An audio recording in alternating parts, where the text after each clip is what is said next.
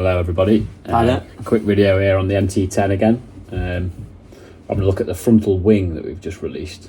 Yeah. This is a 3D printed wing that's based on design on the Gen 1 bike. Pretty similar shape. Yeah, it's available in matte black at the moment. Yeah. Basically, it's one thing we would have liked to do is like sort of have some colours, but it is quite a tricky thing to paint. So yeah, at the moment that's not going to be possible. So it's just black at the moment.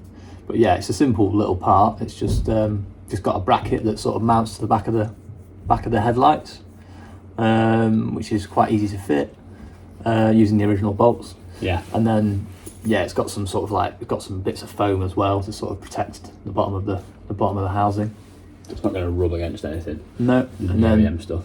Yeah, and then it's just 3 bolts and. You can see the bracket there, can't you? It kind of folds up behind the lights and goes into the bottom bolt on each side. Yeah, it's pretty simple really. You get a good view of it there.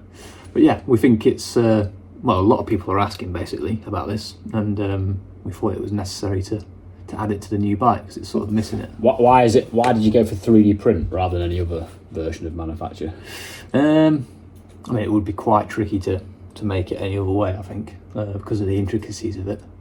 It needs to be injection molded. It needs to be injection molded, wouldn't it? Yeah, it would really. I mean, Pooch have done some that they've had for them, but they're always really big, aren't they? Massive, yeah. And I think they're a bit too much in some cases.